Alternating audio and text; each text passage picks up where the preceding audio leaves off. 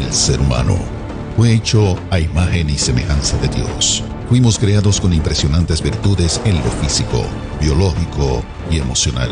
Aunque muchos han cedido al pecado contaminando sus almas, corrompiendo así su relación con Dios, la Biblia nos dice que donde abunda el pecado sobreabunda la gracia. Por eso, hoy día, millones de personas testifican cómo Dios les ha cambiado para bien sus vidas. Presentamos Transformados. Dios te bendiga poderosamente. Este es tu programa Transformado, donde todos los viernes a las 9 de la mañana por aquí por Triunfo 96.9 FM y por EBN Canal 46 compartimos con usted, amigo y amiga que nos sintoniza, diversas experiencias de hombres y mujeres que han sido transformados por el poder de Dios. En esta ocasión te saluda tu amigo y hermano el pastor Julio Narváez, por la gracia del Señor, moderador de este programa.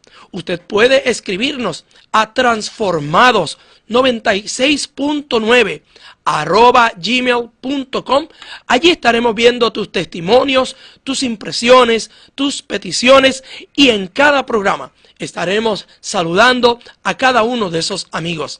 En esta ocasión nos sentimos privilegiados en el Señor de tener a un joven que hemos conocido hace un tiempo, que también ha sido parte de esa experiencia del poder transformador de nuestro Dios. ¿Y a quién me refiero? Me refiero a nuestro hermano Emanuel Sayas Ortiz. Emanuel, Dios te bendiga. Dios te bendiga, Dios te bendiga. Es un placer tenerte acá con nosotros. Amén. Y sabemos que este tiempito que vamos a estar dialogando será un tiempito de bendición. Amén, así será. A usted que nos está viendo, que nos está escuchando, le invito a que comparta con todos sus amigos, con su vecino, con su vecina.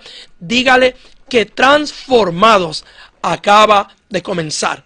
Estaremos conversando con nuestro hermano Emanuel Sayas, sus vivencias, sus experiencias, los momentos en que el poder transformador de Dios impactó su vida, transformó su vida y lo ha hecho el hombre de bendición que es hoy. Me gustaría comenzar, Emanuel, preguntando, ¿quién es Emanuel Sayas? ¿Dónde nació? Amén. Yo nací en el pueblo de Ponce, soy del área azul, pero soy criado en Santa Isabel. Desde mi niñez, toda mi vida estuve viviendo en Santa Isabel. Y allí tuve toda mi infancia, ¿verdad? Nací en Ponce, pero nunca viví en Ponce. Desde niño fue todo Santa Isabel. Lo que yo vi por primera vez fue Santa Isabel. Y Emanuel, para los amigos que nos están viendo y escuchando, para que conozcan un poquito más de Emanuel, ¿cómo fue esa niñez, esa juventud de Emanuel, esa etapa de la niñez y la juventud? Yo siempre he dicho que tuve una niñez bonita, una niñez sana, ¿verdad? Nosotros fuimos criados en una calle que se llamaba la calle 5 de Octubre en Santa Isabel. Le decían el Callejón de los Mangos. Y al frente de la casa era una calle, al frente era un fil que sembraban batatas. Y parece que, ¿verdad? Dejaron de sembrar y empezó a crecer hierba. Y nosotros criábamos caballos y los cuidábamos allí. Los amarrábamos, criábamos los caballos ahí, nos pasábamos corriendo descalzos por todo aquello allí. Una niñez bien bonita, jugábamos pelotas, todos los trompos, canicas, todo lo que los niños en ese tiempo hacían. Ok, o sea que pudiéramos establecer que la niñez y el desarrollo de Emanuel fue una niñez bonita, como ha definido, sana, ¿verdad? En esas experiencias de esos juegos tradicionales que todos en Puerto Rico jugamos.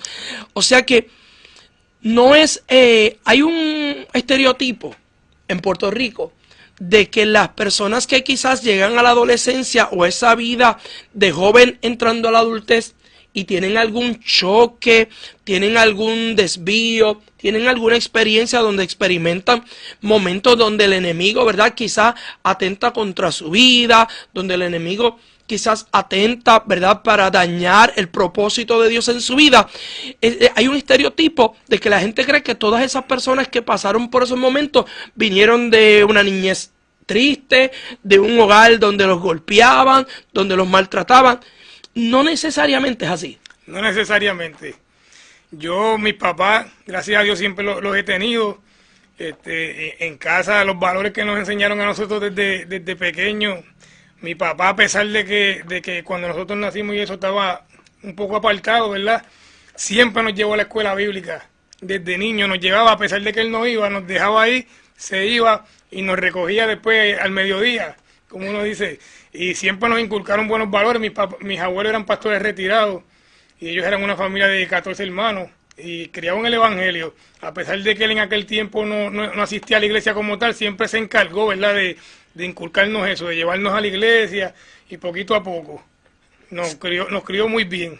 O sea que a los amigos que nos están escuchando, estamos entrevistando en esta mañana aquí en Transformados a Emanuel Zayas.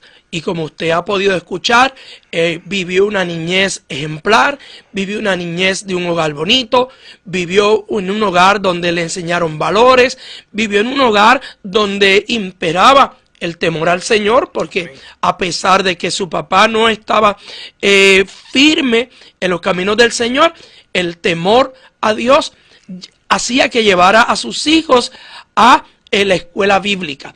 Así que usted está escuchando un testimonio que quizás usted comenzando dice, bueno, ¿y de qué Dios transformó a Emanuel Zayas?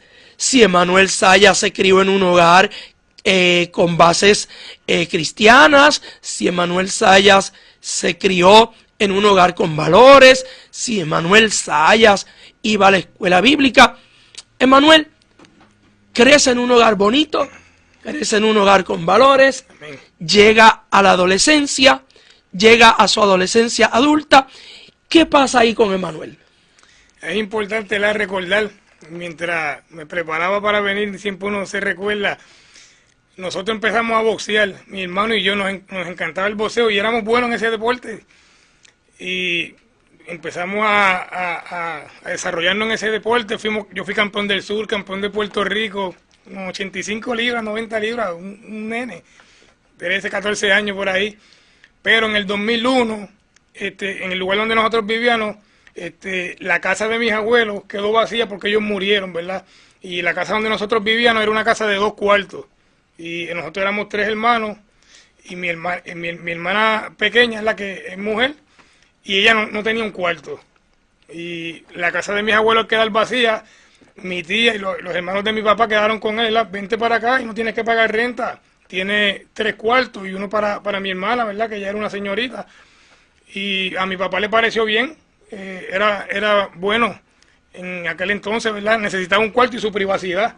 Y en el 2001 nos mudamos de donde nosotros vivíamos, el Callejón de los Mangos, a una urbanización que se llama Los Llanos en Santa Isabel. Ok, o sea que en este proceso de vida vemos, ¿verdad?, también una mudanza de un lugar donde quizás se formaron, allí crearon buenos recuerdos, buenos momentos, pero había una necesidad. Y qué interesante, ¿verdad?, también conocer esa parte que yo no la conocía, de Emanuel, ¿verdad?, como atleta, como deportista, en un deporte que promete mucho. En un deporte que quizás hay muchos jóvenes que nos están escuchando a esta hora y quizás ese es su sueño, llegar a ser campeón mundial, ¿verdad?, unificar títulos, todos estos procesos.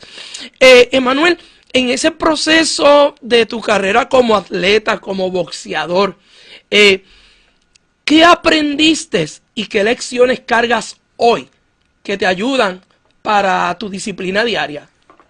Sí, bueno, esa palabra, disciplina. El boxeo es un deporte bien sacrificado. El boxeo no es que tú vas a ir una vez a la semana y después vas a ir a pelear allá, porque cada vez que tú te trepas en un ring, tu vida está en juego. Y como nos decía Frank Rosa, que era el entrenador de nosotros, tremendo entrenador, nos decía, yo los mando a entrenar y a hacer esta rutina, si ustedes no la hacen, el que va a coger los golpes eres tú. ¿Entiendes? Que en ese sentido, la disciplina, tú tienes que cuidarte toda la semana en tu casa, lo que comes, no te puedes estar amaneciendo. Es la disciplina, que tú puedes tener el talento, pero la disciplina es clave. Sin disciplina usted no va para ningún lado. O sea, Emanuel, abriendo un paréntesis en esta entrevista, me gustaría, ¿cómo aplicamos entonces esto a la vida diaria cristiana? donde los cristianos muchas veces piensan que por haber aceptado al Señor, por haber sentido al Espíritu Santo, pues aquí no hay que hacer más nada, porque ya lo que había que hacer se hacía. ¿Cómo tú puedes decirle a los amigos que nos están escuchando, como atleta, como persona que sabe cuáles fueron los frutos de la disciplina y los golpes que tuviste que coger por no aceptar la disciplina, cómo los amigos que nos están escuchando pueden quizás contextualizar en la importancia de la disciplina en la vida cristiana para no coger precisamente esos golpes que la vida nos da? Yo digo que tú tienes que mantenerte, ¿verdad? El ir a la iglesia, la gente piensa que ser cristiano es ir 3 veces a la iglesia y vestirse bonito, ¿verdad? Como uno dice, y estar allí. Y no necesariamente, eso no es ser cristiano como tal. Ser cristiano es que tú haces fuera de esa puerta del templo, ¿verdad? ¿Cómo es tu vida diaria en tu casa, donde no te conocen? Eso es lo que yo digo, que es lo que te diferencia como verdadero cristiano, ¿verdad? Y si tú dejas de practicar unas disciplinas que están en la Biblia, que es la búsqueda, ¿verdad? No lo vas a lograr. Lo que le llaman la BOA. Biblia, oración y ayuno. Amén. ¿Verdad? O sea que a los amigos que nos están escuchando, está con nosotros Emanuel Sayas Ortiz en esta entrevista de Transformados. A los que nos están sintonizando recientemente, quédese porque la mejor parte de la vida de nuestro hermano Emanuel apenas estamos a punto de compartir lo que Dios ha hecho en su vida. Emanuel, entonces fuiste campeón de Puerto Rico, Amén. Alcanzaste títulos, lo que me dice entonces que era bueno en lo que hacía. Éramos buenos, mi hermano y yo éramos buenos. Y tenían un futuro en lo que hacía. Así mismo es. Así que la proyección de Emanuel Sayas y de su hermano, como decimos en el campo, ya había un camino trazado. Así mismo es. Lo que había era que seguirlo. Seguirlo. ¿Qué pasa entonces con la vida de Emanuel Sayas que se interrumpe esa carrera? Al momento de la mudanza, ¿verdad? En el 2001 aproximadamente, nos mudamos a aquella casa de urbanización, ¿verdad? Que me quedó vacía porque mis abuelos habían muerto. Tenía 3 cuartos, ¿verdad? Uno para mi hermana, uno para mi hermano y yo, y el cuarto matrimonial. Nosotros teníamos, como te dije anteriormente, criábamos caballos, teníamos caballos, esa era la vida de nosotros. Mi hermano era loco con los caballos. Pues al mudarnos a la urbanización, no había dónde poner los caballos, porque es una urbanización. Y empezamos a poner los caballos en un barrio, en Santa Isabel, que se llama el barrio Velázquez, ¿verdad? Y empezamos a hacer amistades en ese barrio, porque ahí habían corrales, y nosotros, como no podemos tener la urbanización, los poníamos en Velázquez y íbamos en bicicleta, ¿verdad? Le dábamos comida, empezamos a hacer amistades. Amistades buenas y amistades no tan buenas. Y ahí es que entonces la vida y el futuro de Manuel comienza a experimentar un cambio. Esas amistades buenas y esas amistades, como bien has dicho, no buenas, ¿cómo pudiéramos definirlas para que los jóvenes que nos ven, nos escuchan, puedan identificar cómo yo sé que una amistad es buena y cómo yo sé que una amistad me puede alejar de mi propósito y de mi destino en Dios? Muy buena pregunta.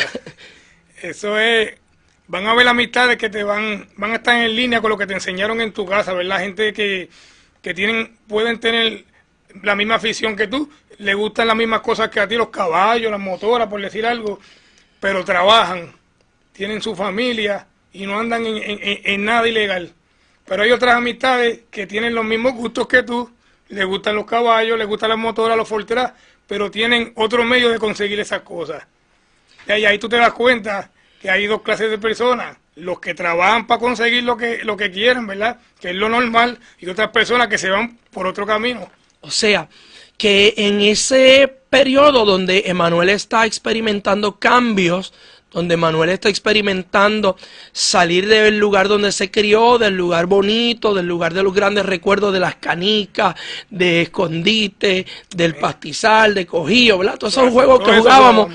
Ahora se muda a una urbanización donde el primer reto con el que se encuentran es que uno de sus pasiones, ¿verdad?, que son los equinos, no los pueden tener y eso los lleva a otra comunidad donde allí comienzan a conocer personas buenas, como bien Emanuel las ha definido, y personas que no estaban alineados con lo legal.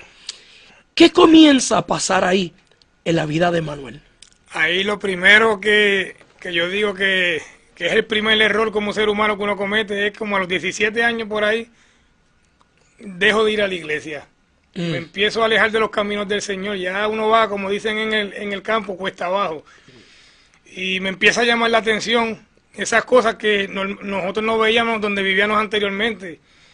Tuve estas cosas, como vuelvo y te repito, los Fortran, las motoras, los caballos, y empiezas a notar que estas personas, ¿verdad?, tienen las mejores cosas, los mejores caballos, los mejores cajos, las mejores motoras, pero la manera de obtener esas cosas son ilegales.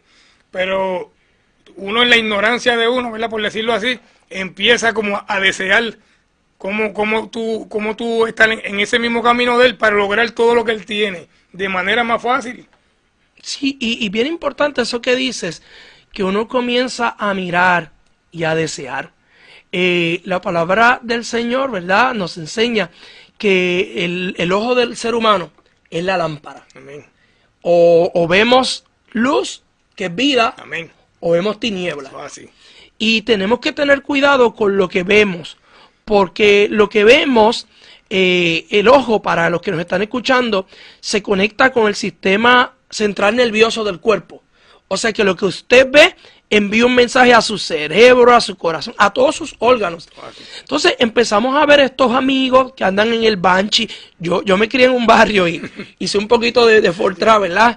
El Banshee cortado, con los aros modificados, la pipa, o el caballo de andadura. ¿Andadura? Emanuel, yo siempre cuento esto, algo de mis frustraciones, y es que yo cuando pequeño corría mucho caballo, ¿verdad? Porque yo vengo de un barrio donde había muchos aficionados a caballo a paso fino. Amén. Y pues yo era bien flaquito. Lo que se ve ahora no era, ¿verdad? Y entonces pues había un vecino que era muy adinerado y compraba caballos de $200,000, $300,000, ¿verdad? Y de mucho más. Entonces cuando los caballos llegaban, pues al yo ser tan flaquito, yo los probaba, ¿verdad? Lo que le decimos a soga, Sí, y a cuero pelado. Amén. Y en una ocasión me dio una mata. Me bajé de ese caballo y dije, no me vuelvo a montar en un potrito. Y me monté en uno que yo montaba todos los días. Y me di una mata peor. O sea que el mismo día me di dos matas. Y le cogí terror a los caballos. Hoy día, pues, los puedo ver, pero empiezo a temblar. Pero a lo que voy, todo esto es atractivo y uno ve el caballo más lindo, el caballo más gordito, el Fortran, la Scramble, empieza uno por la 80, la 120, la 2.5, y cuando uno viene a ver, ¿verdad? Pero me llama la atención, Emanuel, ¿cómo entonces, o dónde queda, dentro de todo este contexto que está viviendo nuevo Emanuel, de estas nuevas amistades, dónde entonces queda su carrera deportiva? ¿Dónde es que ahí eso se fractura? Sí, ya antes de salir de la high, ya yo dejo de ir al gimnasio, porque el gimnasio te exige mucho, ¿verdad? El gimnasio es un estilo de vida, el boxeo, ¿entiendes? El deporte es un estilo de vida. Tú tienes que basar tu vida en eso. Y ya tú no puedes estar entrenando, o puedes entrenar pero no te llama la atención como antes. Ya tus intereses vienen a ser lo otro, ¿entiendes? Ya tú soñabas con ser un deportista campeón mundial, pero empiezas a verlo como lejos, y Satanás te pone eso en la mente, como que de aquí a lo que tú llegas allá, ¿me entiendes? Y tú empiezas a ver la vida fácil, como que yo puedo obtener esto de tal manera, y lo que siempre he dicho, todo el mundo piensa que te va a salir todo bien. Tú piensas que tú vas a hacer lo que tú estás planeando y te va a salir bien. O sea que, Manuel, para los jóvenes, es que estoy arrestado en esa zona y creo que Dios va a ministrar poderosamente y está ministrando. Desenfocarse y escoger las amistades equivocadas puede hacer o logra, debiéramos decir, que uno eche al lado el sueño por lo que tanto trabajó. Amén, seguro que sí. El sueño por lo que tanto entrenó. Amén. El sueño por lo que tanto sacrificio costó. Y que tú sabes que si te enfocas en eso lo vas a lograr. Tú sabes dentro de ti, que si tú te enfocas en eso y con disciplina, con el talento que tú tienes, usted va a llegar. tú lo sabes, pero viene ya en un segundo plano. Como que Satanás te pone una venda que tú lo que estás viendo es lo del momento, lo que estás viendo ahí, y dejas de ver lo que antes te importaba, ya no te importa. Y tenemos una sociedad hoy día donde se les está enseñando o adoctrinando por las redes sociales que todo es rápido. Que uno coge una cámara, se convierte en influencer y mañana está en los millones y viene el Bugatti, viene el Ferrari. Amada juventud que me estás escuchando, la vida no es así. La vida tiene sacrificios, la vida tiene un precio, la vida requiere de una disciplina. Amén. Y hoy está con nosotros nuestro hermano Emanuel Sayas, que es un vivo testimonio de cómo, si usted se desenfoca, si usted quita su mirada de su objetivo, quizás hoy tuviésemos dentro del Salón de la Fama de Puerto Rico a un Emanuel Sayas. Quizás tuviésemos dentro de la OMB una pared allí con un cuadro del puertorriqueño de Ponce, campeón mundial en el peso pluma, ¿verdad? No sé, en el peso que sea. Y cómo comienza a desenfocarse. Pero Emanuel nace en un hogar feliz. Emanuel nace con valores. Emanuel se muda a un hogar más cómodo. Emanuel comienza a hacer amistades buenas, no buenas. Ya se gradúa de la high school, pero ya Emanuel, su sueño no es ser campeón mundial. ¿Qué sucede entonces con la vida de Emanuel? Yo me acuerdo, Julio, que antes de graduarme de la high como tal, ahí cometo la primera locura. Ya yo estoy enfocado, ¿verdad?, en obtener eso que me llama la atención, en cómo hacer para yo ganarme el respeto de esas personas que tienen todas esas cosas que yo deseo, ¿verdad? Y cometo el primer error antes de salir de la high. Se formó un revolú y allá yo participé también, gracias a Dios no llegó a mayores, pero fue el inicio de una vida desenfrenada por ahí para abajo. Cuando me dices un revolú, me gustaría que los amigos que nos escuchan pudieran tener el detalle de... Porque hay personas, Emanuel, que nos ven de Argentina, nos ven hasta de Alaska, nos han escrito. Qué bueno. ¿Qué es un revolú? Un revolú, nosotros decimos a los boricuas, ¿verdad? Es un problema. Yo me metí en un problema que, para ser sincero, no era ni mío. Las personas que estaban controlando el barrio o el pueblo en aquel tiempo tenían problemas con unas personas. Pero yo, como mi meta era llegar, ¿verdad?, y escalar lo más que pudiese para alcanzar eso que me llamaba la atención, pues decido meterme en el problema como tal. Me soltaron un arma y le di para allá con ellos. Y gracias a Dios no murió nadie, pero fue el primer revolú que empezó una vida delictiva desenfrenada. O sea que nuestro hermano Emanuel, sin darse cuenta, en un momento quizás de euforia, en un momento que quizás comienza, cuando somos jóvenes, Emanuel, no medimos las consecuencias. Y nos llama la atención la adrenalina. Y en la adrenalina, pues vemos que el corillo va para allá y uno se zumba. Pero Emanuel toma esta arma, surge la situación, y después que surge la situación y uno está, como dice uno en el campo, con la mente en frío, ¿qué viene a la mente de Emanuel? En ese momento, en ese momento tú haces la locura y no estás pensando, ¿verdad?, porque estás ciego. Pero me acuerdo que eso fue en una playa, y en esa playa había un tío mío, y parece que llamó para allá, y cuando llegó mi papá y mi mamá de la iglesia, y yo veo el nebuleo, como dice uno, algo está pasando, y papi se enteró y mandó una clase de pela. Me dieron para que respete. ¿Qué edad tenía Emanuel en ese momento? Ahí 17, para cumplir 18, no había salido de la high. Estaba a punto de salir de la high.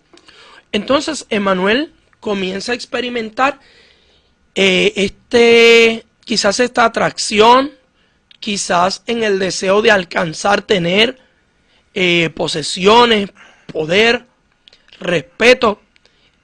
Luego de este primer incidente, Emanuel, ¿cómo entonces, quizás en un minuto, tú nos puedes decir de aquí en adelante qué fue de la vida de Manuel.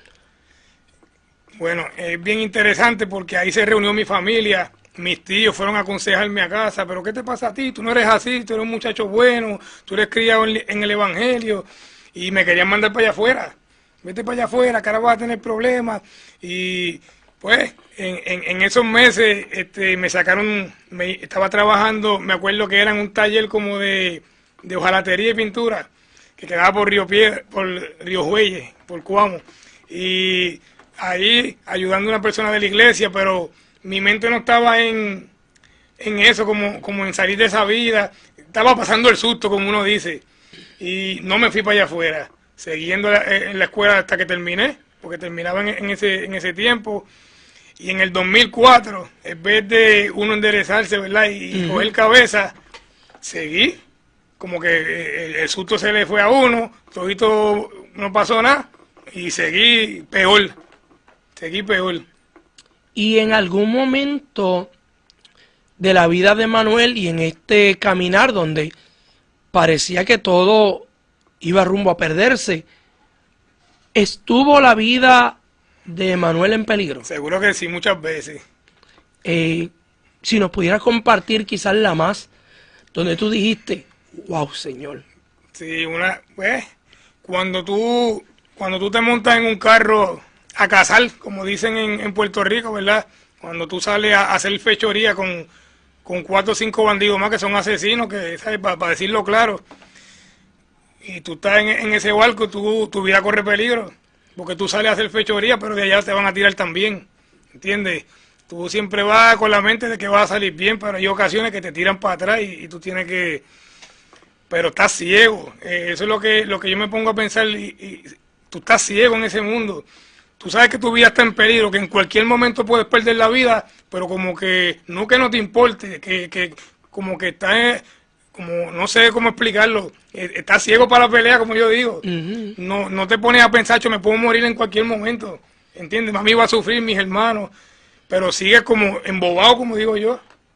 Okay. Ciego. Y Emanuel, te pregunto, dentro de todas estas experiencias, ¿hubo algún momento donde te tuviste que enfrentar a la justicia, a la policía? Seguro que sí. En el 2005, yo empecé a escalar, como te dije, yo iba a hacer todo lo posible por llegar a obtener lo que yo quería, ¿verdad?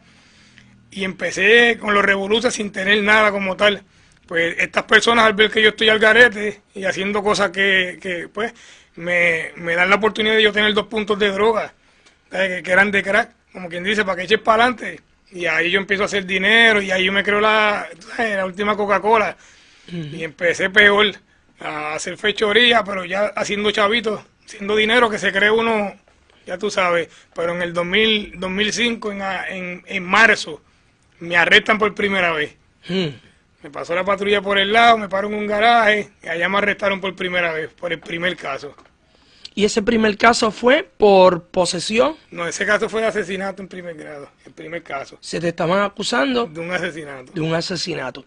O sea que aquel joven, aquel niño, criado en un hogar bonito, atleta, deportista, ¿verdad? Y esto, voy a usar este nombre porque es público, y quizás quiero enlazarlo con la vida de Manuel. Quizás si analizamos entonces la vida del campeón Félix Verdejo y dónde está hoy, una estrella, pudiéramos entonces quizás de una manera u otra enlazar que a veces la fama o el éxito hay que saberlo manejar. Claro que sí. Porque cuando uno es exitoso, cuando uno comienza a hacer nombre, se acercan personas buenas y personas malas. Entonces, Emanuel Zayas, ahora, en el 2005, se busca su primer caso por Por el primer asesinato. Por un asesinato. Y te pregunto, te voy a hacer una pregunta fuerte, Seguro que sí. pero yo sé que va a ser de bendición. ¿Ese asesinato se llegó a consumar? Por el primero que me explotó, como uno dice, sí. Ellos me sometieron el caso, me dieron fianza de $500,000 y me estuve preso 2 semanas en lo que salí fiado bajo un grillete 24 horas. Pero desde la primera vez que me llevaron yo nunca había caído preso. Tú te comes los nenes cruz en la calle como uno dice, pero cuando tú caes preso son otros 20 pesos, que ahí lloran los más guapos. Y esa persona, Emanuel, que perdió la vida, ¿verdad? En esta situación, ¿en algún momento tú has podido tener la oportunidad de ver sus familiares o de sus familiares saber quién es Emanuel hoy? No, porque fue por diferentes problemas y no eran de ese pueblo como tal. Okay. Fue que fueron a hacer otras cosas y pues... Que no los conocía. No los conocíamos, pero Satanás puso el escenario como tal. Nosotros estamos en guerra, esas personas van a ese lugar a hablar con alguien o a hacerle una fechoría y nosotros andamos en guerra y ya tú sabes. O sea que no eran enemigos como tal, pero Satanás planeó el escenario, ¿verdad?, para que pasara. Y pues pasó. Yo, a los amigos que nos están escuchando, yo conozco a Emanuel de su vida cristiana. Yo creo que Amén. Nos conocemos quizás hace 2 años Amén. O un poquito más. Y quizás los que nos ven a través del Facebook Live, que nos ven a través de EBN, ven a un joven que su cara refleja paz. Amén. Que su cara refleja el amor de Cristo. Amén. Si hay algo que siempre me llama la atención de Manuel es que siempre que hablo con él, me da testimonio de un joven que si yo no tengo esta conversación contigo, jamás me voy a imaginar Amén. Que viviste estas experiencias. Pero en la calle, en el lenguaje frío, hay 2 expresiones que siempre me han llamado la atención. Y es que hay una expresión que dice que para que llore la mía, que llore la de otro, que llore la tuya. Hay otra expresión que dice que después que uno, ¿verdad?, se ve involucrado, para decirlo de la manera más cuidadosa por estos micrófonos, en el primer incidente donde muere la primera persona, ya después de ahí. Yo siempre he dicho, Julio, y meditaba en casa en esto, ¿verdad? Cuando usted jale ese gatillo por primera vez, tu vida no vuelve a ser la misma. Y le voy a decir más, te conviertas o no, tu vida no vuelve a ser la misma. Porque Dios te perdona, ¿verdad? Y la sangre de Cristo te perdona, pero hay consecuencias, ¿verdad? Y el perdón no borra las consecuencias de tu pecado, ¿verdad?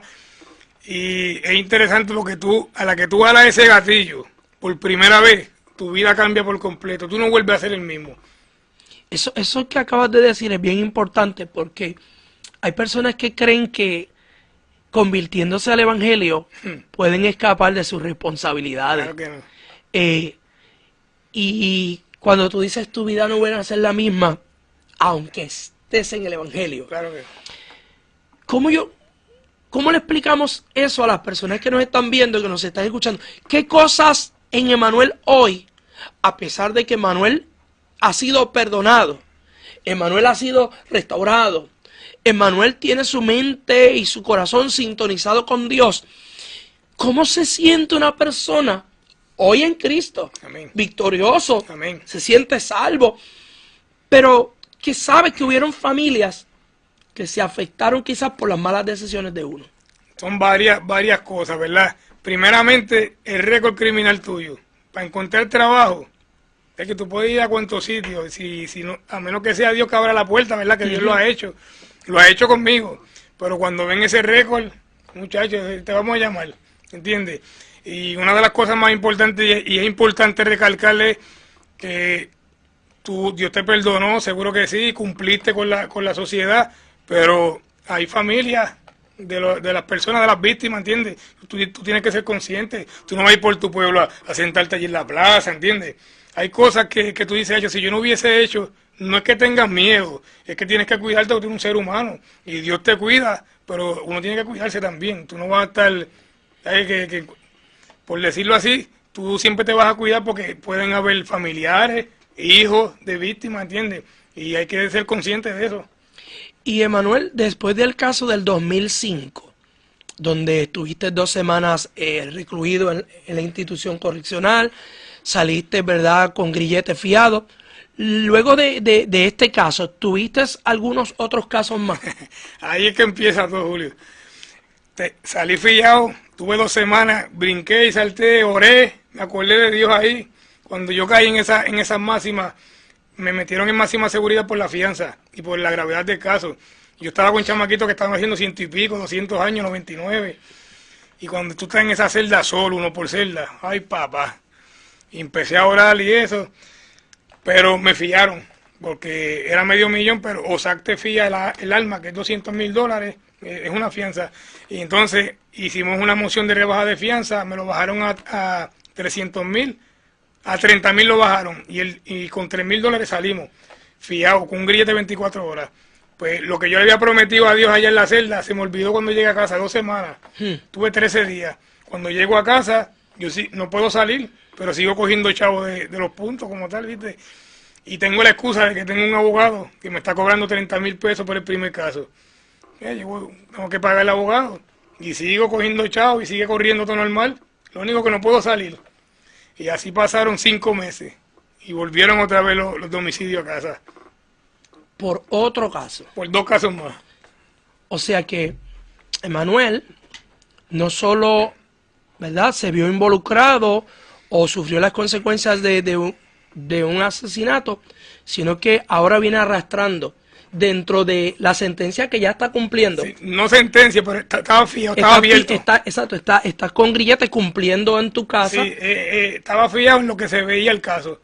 Porque no se había visto el No, caso estaba todavía. abierto acá, empezando el caso. O sea que sin terminarse de concluir este caso, ahora entiendo el asunto, llega entonces a la puerta de tu residencia Los agentes de homicidio. los agentes de homicidio con 2 casos más. Con 2 casos más. O sea que los que sabemos un poquito de tribunales, sabemos que cuando usted va ante el juez y el juez tiene en su récord que hay 2 casos más en camino, no es el mejor escenario. Esa decisión que va a tomar ese juez no viene con misericordia. Yo me acuerdo que yo estaba en una hamaca, a la parte de atrás, meciéndome en una hamaca con el grillete, no podía salir, y mi mamá va, Emanuel, te busca la policía. ¿Qué me busca la policía? Sí, te busca, de verdad te está buscando. Cuando yo salgo hay una patrulla. Ponte algo más cómodo para que me acompañe un solo oficial. El que me ponte algo más cómodo, estarás tú, no voy a ir para ningún lado. Pero me metí para adentro, ponerme un mahón y los tenis. Cuando me estoy poniendo los tenis, se me tiró los agentes de homicidio. Y ahí vámonos. Y Emanuel, quiero hacer una pausa ahí, porque mencionaste a tu mamá. Emanuel está en la hamaca, Emanuel está viviéndose la película, porque ¿verdad?, cuando uno cae en esas situaciones, Está ciego. uno se está viviendo la película, pero esa madre, esa mamá que está viendo el hijo que crió con valores, el hijo que lo crió con principios, el hijo que lo llevó a la escuela bíblica, el hijo que yo no tengo duda que escuchó muchas veces en culto promesas de Dios sobre su hijo. Amén. ¿Qué estaba pasando en ese momento? ¿O qué te cuenta hoy tu mamá de estos eventos? Yo me acuerdo de un versículo que ella siempre me mencionaba. Me decía, cuando yo llegaba por la noche a veces y ella estaba en la cocina así, acuérdate que el ojo de Jehová ataraya la tierra. Me decía, siempre me mencionaba eso. El ojo de Jehová ataraya la tierra, ese no se le escapa ni una, me decía. Y no me decía más nada. Como quien dice, yo estaba cansado de decirme tanta cosa, pero siempre me mencionaba ese versículo en específico. Como quien dice que hay un ojo que lo ve todo. Entonces, llega este agente solo, Emanuel va a ponerse la ropa, los amigos que nos están escuchando y viendo, estamos entrevistando a Emanuel Zayas Ortiz, un joven criado en un hogar ejemplar, con valores, con principios, prospecto del boxeo, campeón de Puerto Rico, peso pluma, pudiéramos decir, y con un futuro emprendedor. Conoce a estas personas, ¿verdad?, tristemente del bajo mundo, se ve involucrado en su primer caso y ahora no se ha dado la lectura de sentencia de su primer caso y recibe una visita de un agente y luego entra un contingente de policías y agentes. ¿Qué pasa por la mente de Manuel en ese momento? En ese momento yo dije, esto se puso feo. Y me arrestaron, mami se quedó, mami estaba cuidando un vecinito mío, me acuerdo que era un bebé. Papi también estaba ese día, si no me equivoco. Y se quedaron tranquilos, mami no hizo escándalo, ya sabía que yo andaba en algo. Y me arrestaron, me montaron en la patrulla y nos fuimos por ahí para abajo. Me llevan al cuartel de Santa Isabel, y allá habían 2 amigos míos más. Y yo... o sea que ya tú sabías por lo que te estaban buscando. Sí, ya yo sabía más o menos por qué era lo que estaban sometiendo. Cuando llegamos a Ponce, a la comandancia de Ponce, ahí te dan los casos, y era un intento de asesinato y otro asesinato más. Y yo, espérate, que esto está mal, y tú sabes quién es el testigo. Y yo, ay, papá. Y ahí, otra vez para las máximas, que yo me había ido 5 meses antes, yo me había salido de ahí. Cuando me vieron los muchachos, otra vez, Santa Isabel, otra vez. Y yo, no, pues son cosas viejas. Y ahí, estoy ahí, eso fue en agosto 16 del 2005. Y yo desesperado por irme, diciéndole al abogado, mira, vamos, pues él me decía, por la vía corpus tú te vas en 6 meses sin juicio, te vas para la calle otra vez. Y yo le decía, yo no voy a esperar 6 meses, yo lo que quiero es irme, desesperado. Y no esperé 6 meses para irme. En diciembre del 2005 llegaron los federales. Me levantan, mira, me hacen las puertas eléctricas, el guardia le da el botón y yo me levanto, mira, que va para el tribunal. Yo no voy para el tribunal hoy, yo voy como en 10 días más, falta todavía, tienes que ir hoy, me dijo. Y yo, ¿cómo que tengo que ir hoy? Pues me puse la ropa, me preparé. Cuando bajo, llego los de rutas especiales, los oficiales de rutas especiales. Y esto está bien raro. Salimos de ahí, fuimos al Monstruo Verde, que es cárcel de máxima seguridad en Ponce. Y cuando van a un amigo mío, Juan Carrión, que ese estaba haciendo 100 y pico, 200 y pico estaba haciendo. Cuando él baja me dice, esto es federal, ¿sabes? Porque él ya era tercer ofensor con nosotros, federal. Y yo digo, ¿cómo que federal? Esto es estatal. Yo tenía la esperanza de que fue una redada estatal. Buscaron a Tyson, un amigo mío que en paz descanse, murió de preso. Y buscaron a otro más. Y yo como que guardaba la esperanza que esto es estatal, porque federal, tú sabes, un problema más grande. Cuando pasamos la salida del tribunal de Ponce, me acuerdo que Juano me dijo, mira, esa no es la salida del tribunal. Si yo venía en esa guagua bien chiquitito, y me dijo, como él tenía experiencia ya, nos van a llevar al campamento Santiago, y del campamento Santiago vamos para Guaynabo, a la federal. Así mismo fue. Cuando yo llego al campamento Santiago, se parecía una película. La DEA, FBI, Policía de Puerto Rico, municipales, y un indictment de 66 personas. Y entonces ese caso con los federales, ¿es por qué? Por conspiración de drogas. Por conspiración de drogas. Llegas entonces a retención en Guaynabo. Allí la experiencia es otra. Ay. Tú lo que tienes en la mente es que tienes 3 casos que no has resuelto, tienes 2 asesinatos, un intento, y ahora te explota un caso que es el terror de los bandidos en la calle, los federales, para ser sincero. Y tú dices, ahora sí que se puso esto serio. ¿Y cómo culmina entonces todo este asunto? ¿Fuiste a la vista en el Tribunal Federal? ¿Cuál es la sentencia final? Pues ahí 9 meses de yo caer, para ir resumiendo, porque son tantas cosas. 9 meses de estar en la federal me explota otro caso más. Y hacen una redada en Guayama, una redada de homicidio. Y ahí nos llevaron otra vez y sometieron el último caso, otro asesinato más. O sea que ya tenía 4 casos en la estatal y el caso federal abierto. Y ahí pues seguía bajando al estatal y ellos suspendían en la estatal porque no puedo firmar allá porque después te corre la tabla para el lado y te dan más años. Ellos tenían que parar los casos como tal, los abogados suspendían en lo que yo resolvía en la federal primero. Sí, porque si la sentencia se adjunta, entonces pagas... Sí, te lo cuentan como ofensa. Correcto. Si tú firmas en la estatal, firmé estos casos, que no iba a firmar porque eran 4 casos, me iban a dar muchos. Si firmaba aquí, cuando el juez en la federal te iba a sentenciar, la tabla corre para el lado porque ya es ofensa. O sea, que son problemas, son de estos técnicos. Pues lo dejas ahí en lo que él firma primero en la federal. Y entonces llega este último caso, todavía no se ha dado la vista o la lectura de sentencia en el Tribunal Federal. ¿Cuándo se da entonces la sentencia final o cuál es el desenlace con el caso federal? El caso federal, yo creo que fue para el 2007 por ahí aproximadamente que yo firmé. Y para ir resumiendo, yo no iba a firmar. Yo cumplí 21 años allá, me arrestaron a los 20 años. Yo le decía al abogado, yo me voy a ir a juicio, que gasten dinero en mí, ignorante. Y el abogado me decía, firma por favor que te van a dar vida, te van a dar vida. Y yo no quería. Pues para resumir, hicimos un acuerdo, ellos me querían dar por 150 kilos de cocaína para darme 22 años. Los ofrecimientos empezaron en 30, bajaron a 24 y se quedaron en 22, que eran 264 meses, porque allá te lo dan en meses. En meses. Al final de cuentas firmé porque él bajó un día y me dijo, vamos a firmar por crack. porque hay un conflicto ahí que un gramo de crack eran 100 gramos de cocaína. Pues hay un conflicto racial y esto, y esas leyes van a cambiar, y me habló, y yo firmé por fe. Yo digo, voy a firmar porque estoy cansado de esto. Y firmé 264 meses, 22 años en la federal. O sea que finalmente tuviste que cumplir en la federal. En la federal firmé 264 meses. Y las personas que, para los que nos están escuchando y viendo y sepan, no se cumple en Guaynabo. No, te mandan para afuera. Te mandan entonces para otra institución. Pero a mí, en el 2008, como tengo casos abiertos en la estatal, en enero 22 del 2008, me acuerdo, me bajaron para la estatal. Ya estaba sentenciado en la federal, pero como tenía que seguir viendo los casos en la estatal, me sacaron para la estatal en el 2008. O sea que Dios en su misericordia y en su plan divino, que hoy vemos el fruto, Amén. No es común que una persona que es sentenciada en lo federal, ¿verdad? No llegue a una institución en Estados Unidos y por lo menos cumpla algún tiempo. Pero dentro de todo esto comenzamos a ver, ¿verdad?, la operación divina de Dios.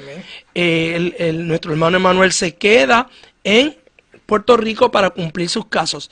Emanuel, ya casi vamos llegando a la parte final de este programa. Hemos hablado de tu crianza, de tu formación, de tu carrera deportiva, de dónde Emanuel, ¿verdad?, se desvía de su propósito. Tiene 5 casos en las costillas, para los que nos están escuchando sepan. Sí mismo es. Las noches de Manuel me imagino que no tenían 12 horas, tenían 60 horas. ¿Qué pasa entonces con Emanuel? ¿Cómo Emanuel choca con Cristo? Ese punto es bien interesante porque el domingo pasado fue que la escuela bíblica era la paz de Dios. Y yo traje este punto. Cuando yo estaba en Guaynabo, ahí en la federal, ahí me metí con Dios. Ahí predican, ¿verdad? Hay un amigo mío que es evangelista, ahora se llama José Villegas, y estaba allí, preso conmigo también. Pero él parece que se apartó y cayó preso. Y allí se metió con el Señor y Dios lo usaba terrible. Y Dios me da una palabra allí a través de él. No le hagas caso a lo que diga el hombre, que Dios va a hacer grandes cosas. Pues ahí yo empiezo a servirle al Señor, ¿verdad? En la federal. Y es interesante porque a pesar de todo lo que yo estaba viviendo, yo me sentía tranquilo. Yo digo, mira, una de las temporadas que más paz yo he sentido es en la federal en Guaynabo. Y es interesante porque con todo ese revolú de casos, a pesar de todo eso yo dormía tranquilo. Y mami siempre todavía relajaba conmigo. ¿Tú te creías que ibas a salir rápido? Pero a pesar de esto yo sentía como que también era la ignorancia, pienso yo, ¿verdad? Porque uno con 21 añitos que cumplía allí, uno no tiene conocimiento, ¿verdad? Como tal. Yo digo que como a los 30 años que tú empiezas como a coger conciencia de entre perdí toda mi juventud, ¿entiendes? Pero sentía paz en medio de ese proceso, en la federal sentía paz. O sea que en medio del proceso se manifiesta lo que dice la palabra del Señor, ¿verdad? Mi paz os dejo, mi paz os doy. No como el mundo la da, yo la doy. Amén. Y es la paz que experimenta Emanuel.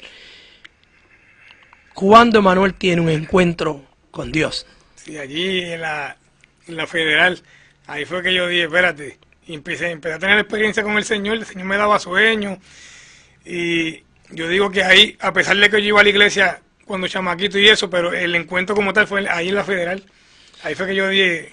Y Emanuel tiene ese encuentro con Dios, ¿y qué tiempo entonces le toma a Emanuel salir de todos estos procesos?